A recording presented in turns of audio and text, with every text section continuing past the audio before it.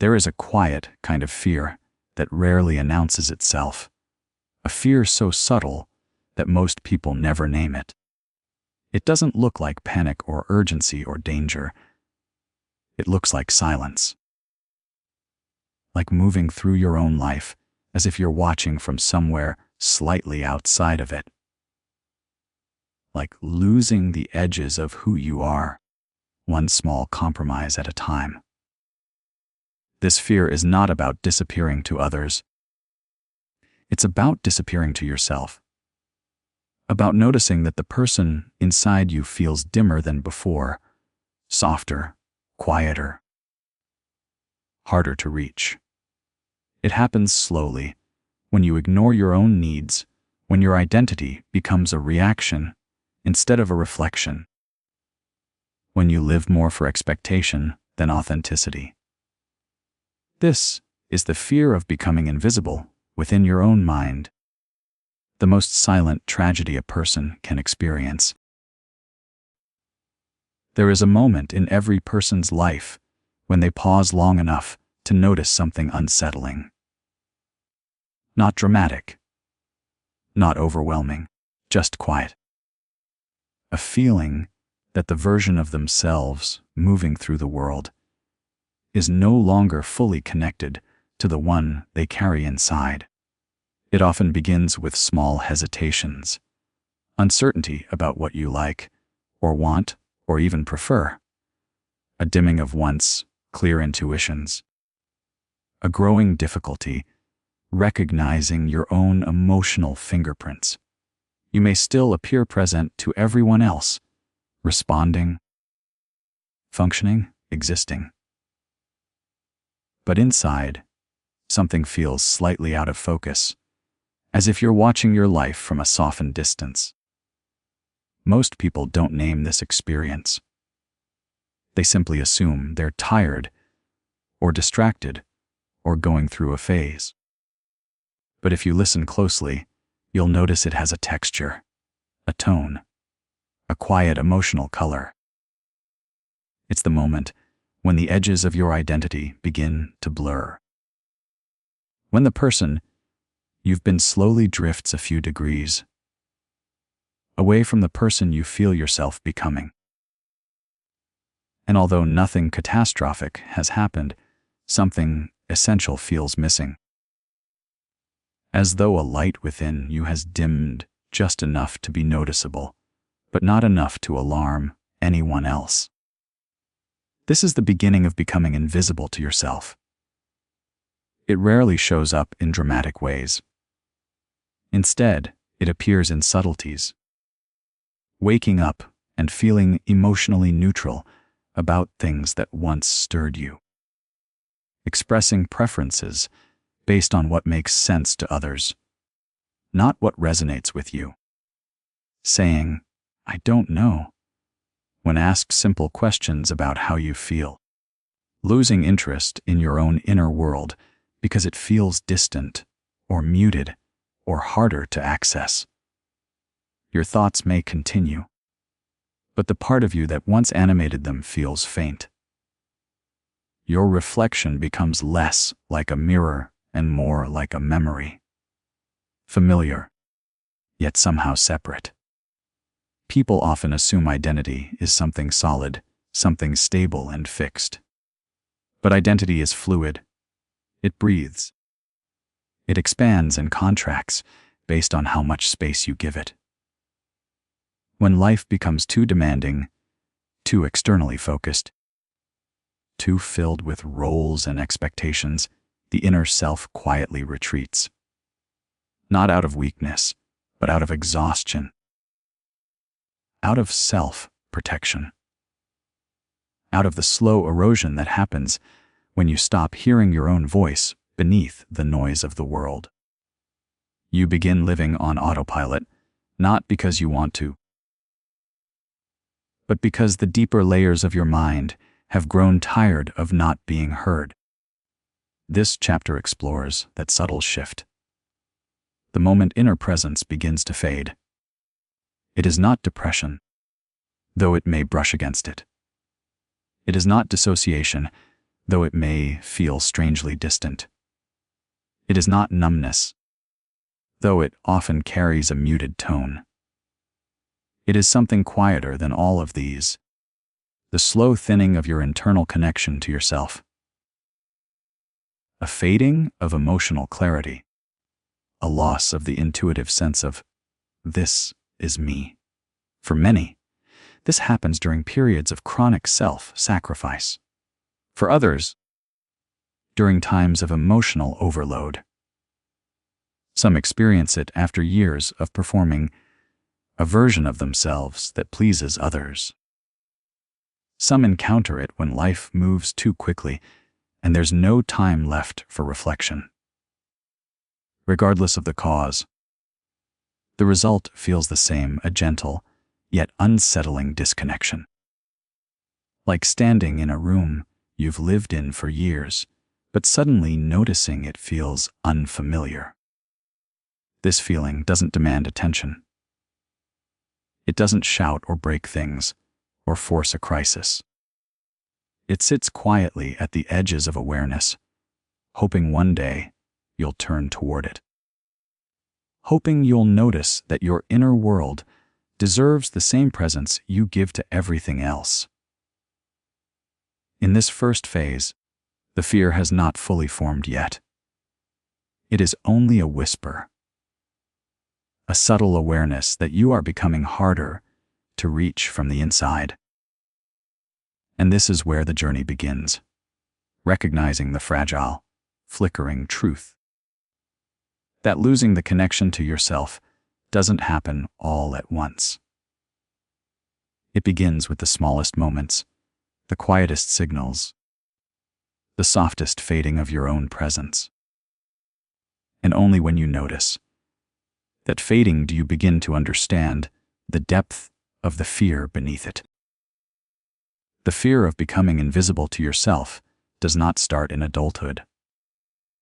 It begins much earlier, in places most people never think to look. The roots are delicate, almost invisible. Woven into the subtle ways you learn to exist in the world. Long before you had the language for emotions, you had experiences that shaped your understanding of presence, your own and others. And slowly, quietly, these experiences taught you when it was safe to be visible, and when it was safer to fade. For many people, the origins lie in childhood environments where emotional expression was inconsistent or unsafe. Not always through harm or neglect, but often through silence. Through the repeated message that feelings were inconvenient or excessive, or something to be handled privately. A child who grows up sensing that their true emotions create tension learns to shrink themselves. They become careful with their inner world, holding it close, dimming its intensity so it doesn't ripple outward. Over time, this self-reduction becomes instinctive. They stop looking inward because the inside never received much response. Others learn to disappear through responsibility. When a child is expected to be mature, composed, or self-reliant too early, they begin to prioritize stability over authenticity. They learn to suppress vulnerability to maintain harmony. They become the calm one, the strong one, the predictable one, the person who never takes up too much space. In the process, their inner needs become secondary, then optional, then forgotten. Some experience environments where identity is shaped for them. Expectations are not suggestions but scripts. Be polite, be agreeable, be obedient, be who we need you to be. In these spaces, the child's emerging self is overshadowed by the version others prefer. Their natural impulses soften. Their individuality blurs. They become someone who exists for external approval, not internal truth.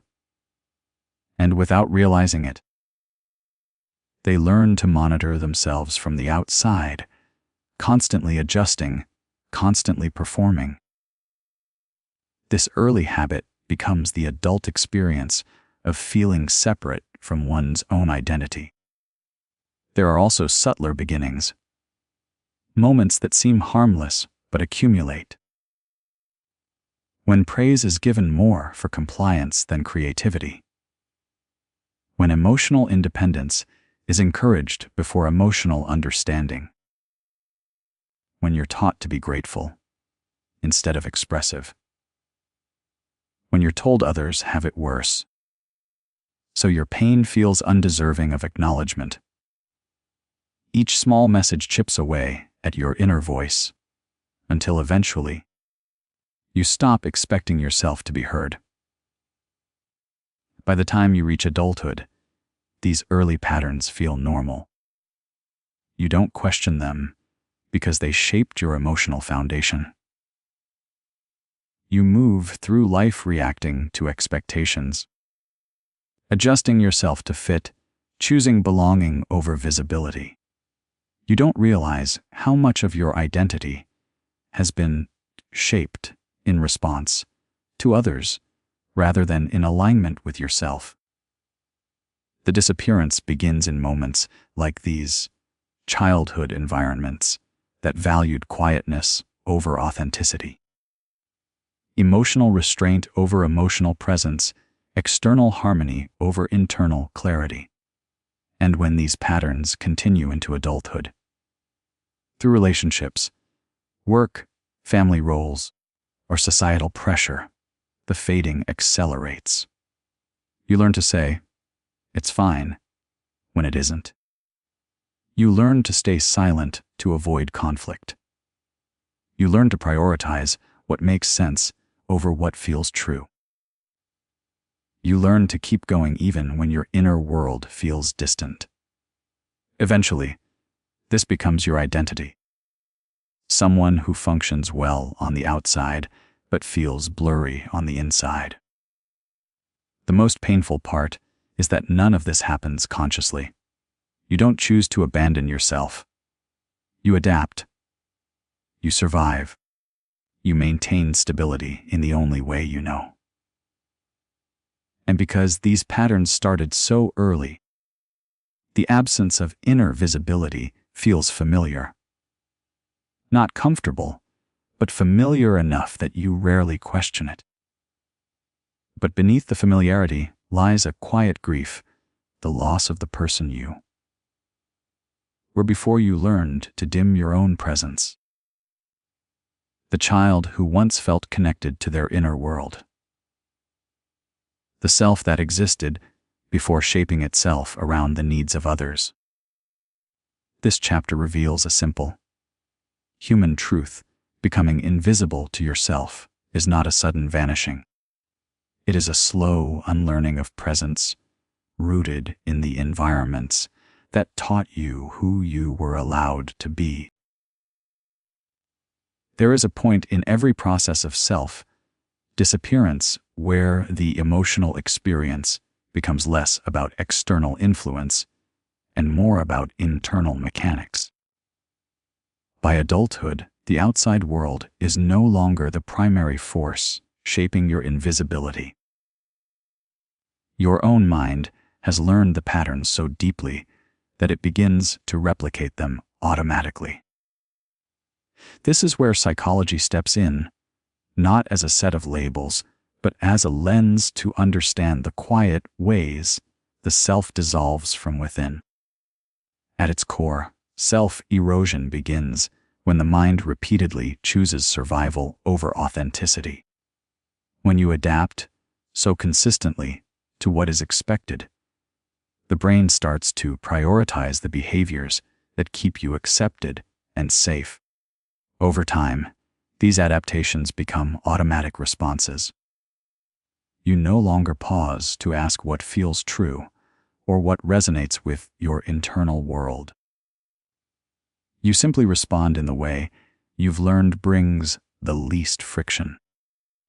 This is the beginning of identity diffusion, when the sense of who you are, becomes scattered between roles, responses, and obligations. One of the most common psychological mechanisms involved is dissociation, but not in its extreme form. Most people experience dissociation in subtle, everyday ways. A slight stepping back from your emotions. A sense of watching yourself speak rather than inhabiting your own words. A muted quality in how you process experiences. This mild dissociation is not a malfunction. It is the mind trying to protect you from emotional overload. When being fully present feels unsafe or too demanding, the mind quietly dims the internal volume. You remain functional, but your connection to yourself becomes thinner, softer, easier to lose. Another mechanism involved is emotional numbing. Not the dramatic emptiness portrayed in films, but a gradual decrease in the sharpness of your feelings. You stop reacting strongly, not because you are calm, but because your emotional system is tired. When emotions have been suppressed for too long, the brain begins to treat them like unnecessary data. It filters them out to conserve energy. This filtering makes life feel quieter, but also less meaningful. You are not overwhelmed, but neither are you engaged. You are present, but not entirely alive. Then there is self-abandonment, a term used in psychology to describe the persistent prioritization of external expectations over internal truth. Self-abandonment is not a behavior. It is a pattern. It happens when you override your needs so often that you forget you have them. When you silence your discomfort to avoid disappointing others. When you convince yourself your desires are impractical, inconvenient, or unrealistic. Over time, self-abandonment becomes the default setting. You lose the habit of checking in with yourself. You lose the instinct to protect your inner world. And slowly, the self begins to erode. Not through force, but through consistent neglect. Cognitive overload also plays a role. A mind, stretched thin, cannot access deeper emotional states. When you operate in survival mode for too long, the brain redirects resources toward immediate functioning. Introspection, self-awareness, emotional presence. These become luxuries. Your internal world fades into the background, not because it lacks importance, but because the brain prioritizes efficiency over richness. In this state, even your own thoughts feel distant. You think, but the thinking doesn't feel connected to a sense of self. All of these mechanisms, dissociation, emotional numbing, identity diffusion, self-abandonment, cognitive overload, are forms of psychological adaptation. They protect you from emotional overwhelm, social rejection, or internal chaos. But over time, adaptations meant to shield you become the very processes that disconnect you. What once served you begins to erase you. This chapter highlights a paradox: the mind, in trying to protect you, may gradually silence the deepest parts of who you are. It's not intentional. It's not destructive. It is simply a learned response, repeated long enough to feel natural. And when these mechanisms begin operating beneath awareness, the self becomes harder to access, harder to feel, harder to inhabit. This is how invisibility becomes not just an emotional experience, but a psychological state, a quiet fading caused by the very systems meant to preserve you.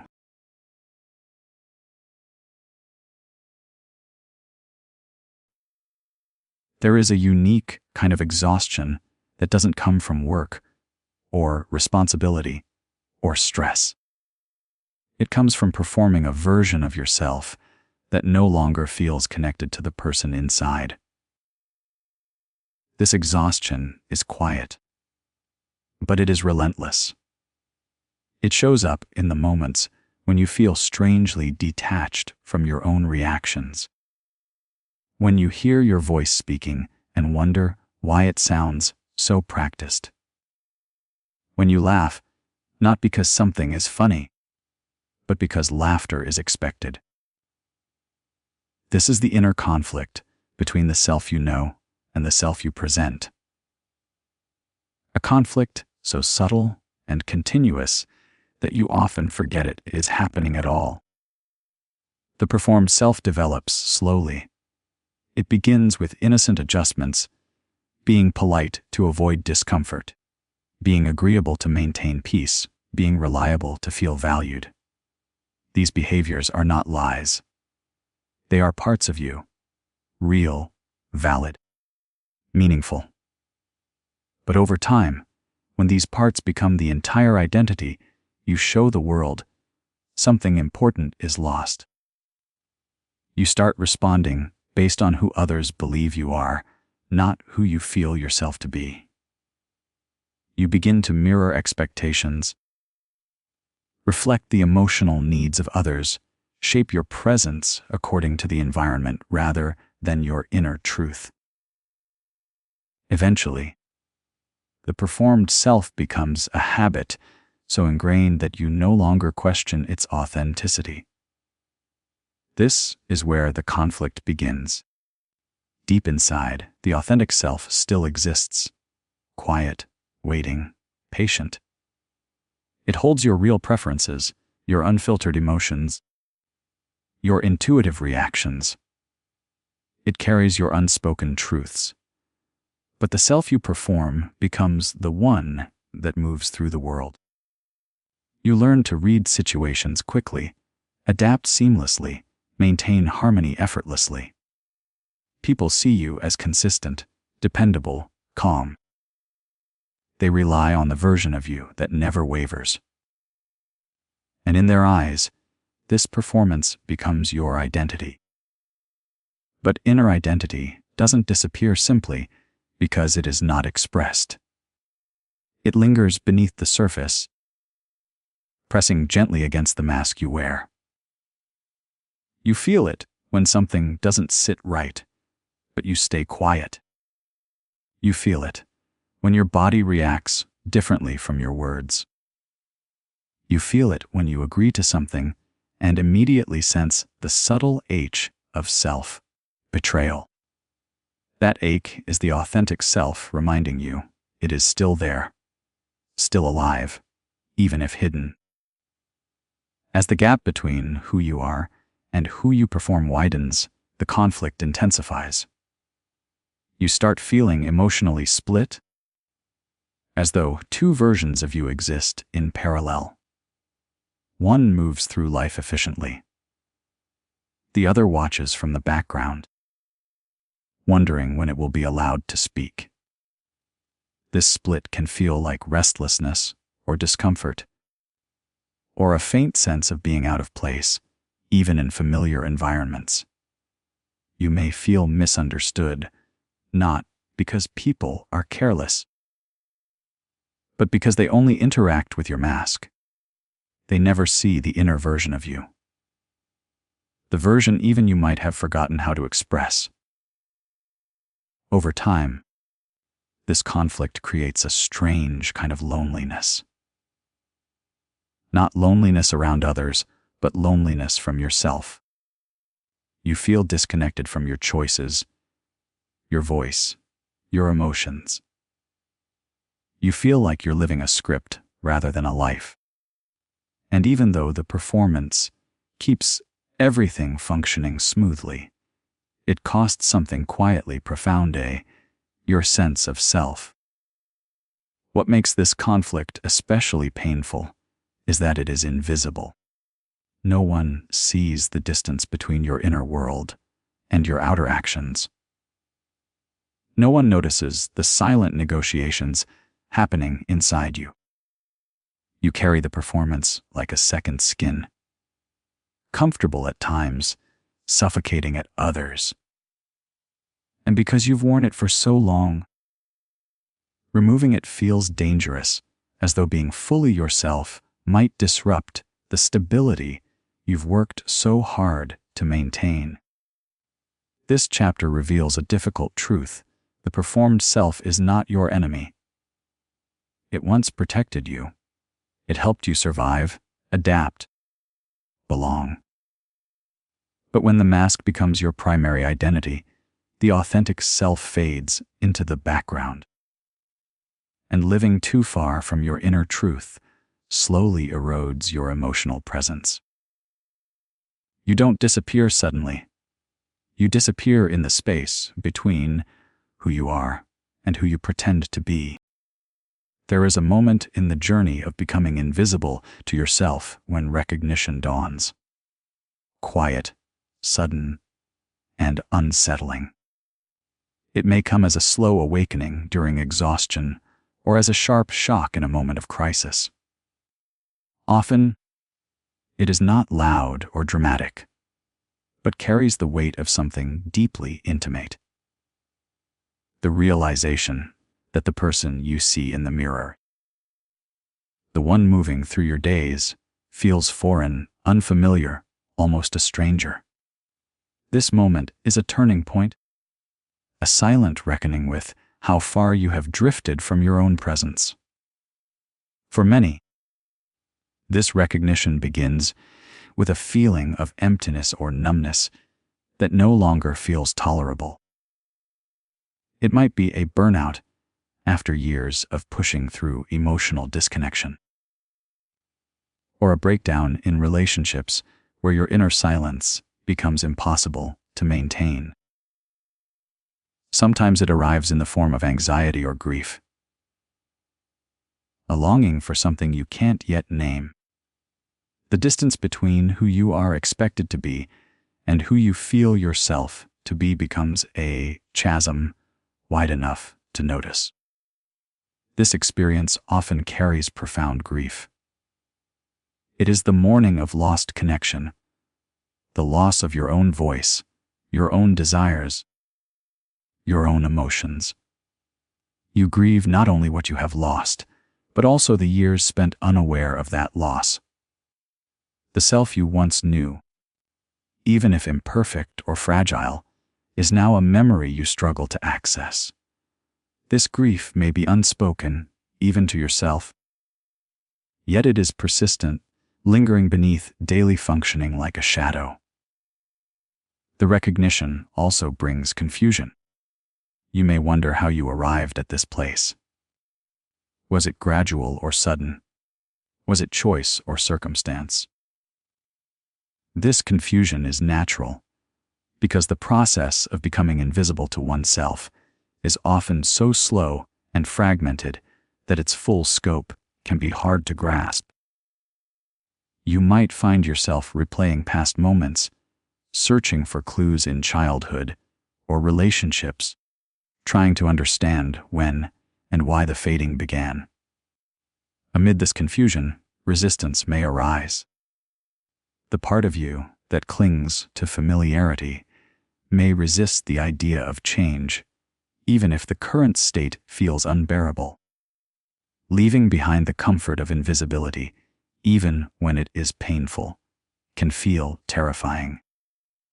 It requires vulnerability, the willingness to face the unknown, to sit with discomfort, and to let go of old defenses. For many, this resistance slows the process of healing, keeping the self hidden just a little longer. Yet, this moment of recognition also carries quiet hope. Awareness is the first step toward reclaiming presence. It means that the self, though distant, has not vanished completely. It means there is still a part of you that notices the absence and longs to return. It means you are no longer invisible to yourself in the same way. This chapter reflects on that fragile moment. The soft rupture when you realize you don't recognize yourself anymore. It is not a moment of failure, but a threshold. A doorway that, once crossed, begins the slow, gentle process of reconnecting. It is the point where fear and hope coexist, where grief and curiosity meet, and where the journey inward truly begins. The path back to yourself is rarely sudden. It unfolds slowly, gently, almost imperceptibly. Returning to your own presence is not about drastic change or swift transformation. It is a quiet reclamation of small moments. Moments when you pause to listen, when you choose to feel, when you allow yourself to exist without performance. This chapter explores the tender process of reconnecting, not as an act of willpower, but as an unfolding of awareness and compassion toward the self. Reconnection begins when the mind feels safe enough to lower its defenses. After years of guarding your inner world, you may find that your first attempts to return feel fragile, hesitant. It is as if you are dipping a toe into a cold lake after a long winter. You may notice unfamiliar sensations, emotions you had buried, thoughts you had silenced, desires you had denied. At first, these can feel overwhelming or confusing. But with gentle patience, these feelings become the threads of a new, quieter presence. One of the most profound aspects of this process is learning to listen. Not to the loudest voices of expectation or fear, but to the subtle whispers of your own heart. Listening without judgment, without rushing to fix or change, but simply allowing. This kind of listening creates space. Space where the self can begin to emerge from beneath layers of neglect and invisibility. Space where old fears lose their grip and new clarity can grow. This chapter also acknowledges that returning to yourself often involves grief and acceptance. Grief for the parts of your identity that were lost or hidden. Acceptance of the imperfect, evolving nature of the self. It's a recognition that you will never be the same person you were before the fading began.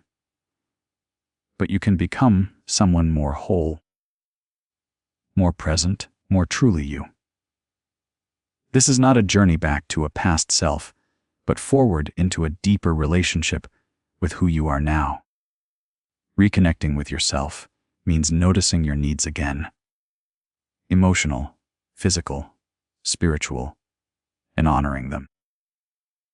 It means recognizing that your presence matters, that your feelings are valid, and that your existence deserves acknowledgement. This reclamation happens quietly, but powerfully, like the first light of dawn after a long night. It does not erase the fear or the invisibility, but it softens their hold. The process is not linear. There will be moments of progress and moments of retreat. Moments when you feel fully seen by yourself, and moments when the old patterns of invisibility pull you back. This ebb and flow is natural. It is the dance of healing, a rhythm that asks for patience and kindness rather than judgment or haste. This chapter invites reflection on the courage it takes to turn inward, the courage to face the silence that has lived within, the courage to hold space for parts of yourself that were once forgotten. Returning to your own presence is the beginning of a quiet revolution, a reclaiming of identity, not through grand gestures, but through everyday acts of awareness and self-compassion.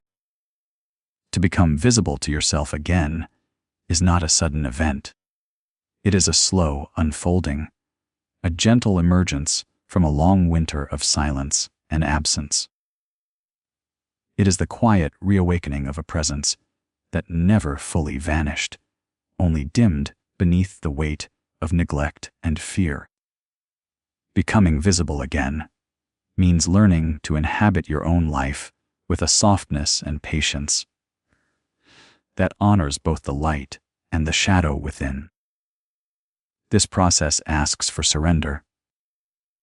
Not surrender in defeat, but surrender to the truth of your experience, whatever it may be.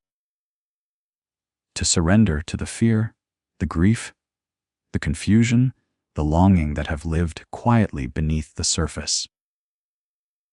To surrender to the imperfection of your healing, the unevenness of your growth, the unpredictability of your emotions. This surrender is not weakness, it is profound strength. It is the courage to be fully yourself, even when that self feels fragile or unfinished. In becoming visible again, you begin to notice the small details of your own presence. The way your breath moves in your body, the subtle rhythms of your thoughts, the textures of your emotions. You begin to recognize the patterns that once kept you invisible, and you gently loosen their hold. You create space for your authentic self to move and breathe, to speak and to be seen. This is not about perfection or consistency. It is about presence. About showing up for yourself day after day, in whatever way feels possible. There is a tenderness in this new visibility, a softness that embraces your whole being. The parts that are radiant and alive, and the parts that carry scars and shadows. The parts that have been brave enough to survive, and the parts that still need time to heal. To become visible again is to hold all these parts with compassion, not to push away the darkness, but to welcome it as part of your story. This visibility is a quiet rebellion against the erasure you once felt. It is a reclaiming of your voice, your desires, your right to exist fully in your own skin. It does not erase the fear of invisibility, but it changes your relationship to it. You no longer carry it alone or in silence. You acknowledge it as a shadow that moves beside you, not a cage that holds you captive. Becoming visible again means embracing solitude without loneliness. It means finding connection within yourself, a steady presence that does not depend on others' recognition. It means trusting that your worth is inherent, not conditional on being seen or approved. This trust is fragile, yet resilient. It grows with each moment of presence, each act of self-compassion, each gentle acknowledgement of your own humanity. This chapter closes with a reflection on the quiet beauty of this journey. How the fear of becoming invisible to yourself, though painful, can become a doorway to deeper awareness and self-acceptance. How the silence that once separated you from your own presence can transform into a sacred space of meeting yourself with love. How, in the soft unfolding of visibility, you find not only yourself, but a profound freedom to live authentically. In the end, becoming visible again is not a destination, but a way of being. It is a practice, a continuous return to presence. A daily affirmation of your own worth, a compassionate invitation to be fully human.